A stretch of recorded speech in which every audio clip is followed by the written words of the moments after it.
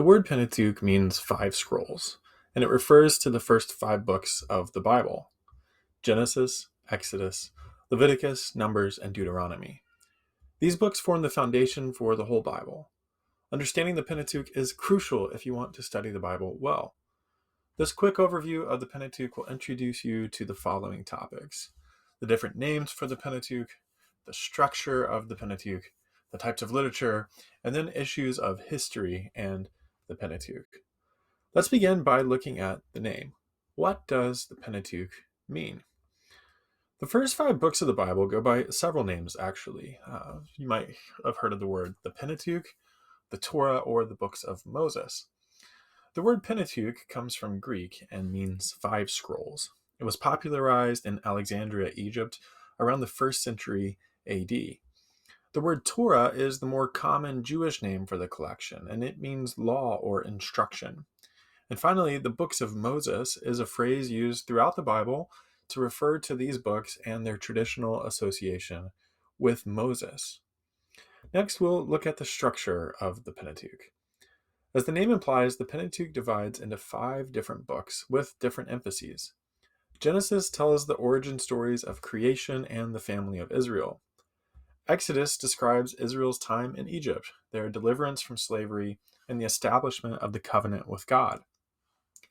Leviticus details the religious aspects of this covenant, and Numbers details the civil aspects of the covenant and the years spent wandering in the wilderness. Finally, Deuteronomy recaps the story so far and reestablishes the covenant with the generation that will enter into the promised land.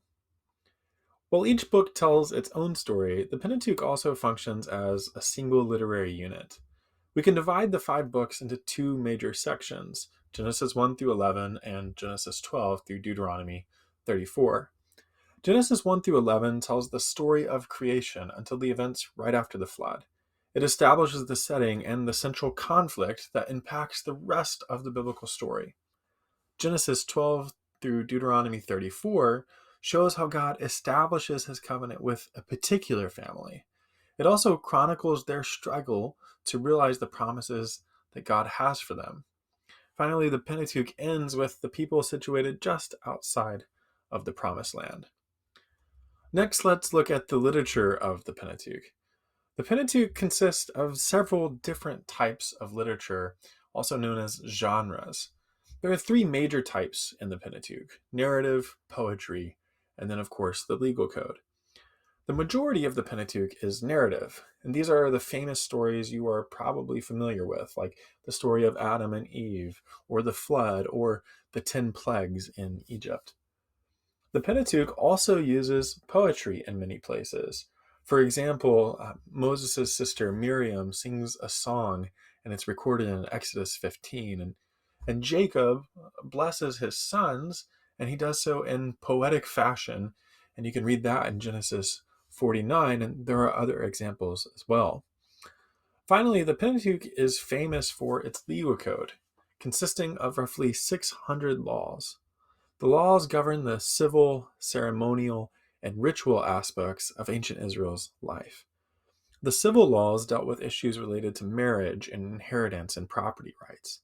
The ceremonial laws dealt with adultery, theft, assault, and liability. Finally, the ritual laws dealt with issues of sacrifice, purification, worship, and festivals. Finally, let's look at the Pentateuch and history briefly. Most of the events of the Pentateuch, from Abraham to Moses, are set in the Middle and Late Bronze Ages. This time frame corresponds to roughly 2000 BC to 1200 BC. The exact time frame depends on how you interpret particular events in the Bible and in world history. You should be aware that there are 2 major factors that complicate our attempts to determine the exact dates for the events recorded in the Pentateuch. First, the stories were passed down for generations. Whether you think Moses wrote all of the Pentateuch or it's the work of scribal editors over several centuries, many of the stories were undoubtedly passed down orally, that means by mouth, until they were eventually written down. Second, the archaeological record is just not as precise as we might like. When we combine data from the Bible and other ancient Near Eastern sources, we discover some inconsistencies in how these ancient societies used numbers and recorded historical events. Consequently, we can't be certain about the dates we assign to stories recorded in the Pentateuch. On a final note, I want to point out that historical questions about the Pentateuch frequently generate the most heated debates about Genesis through Deuteronomy and really the whole Bible. And while these historical questions are important to address, they should not be allowed to overshadow the book's theological message. These books serve as the theological backbone of the whole Bible. It's far more important that we understand the message of the Pentateuch than the answers to historical questions about the Pentateuch. If you enjoyed this content, make sure you hit the subscribe button and the notification bell so that you can follow along with all of our other content.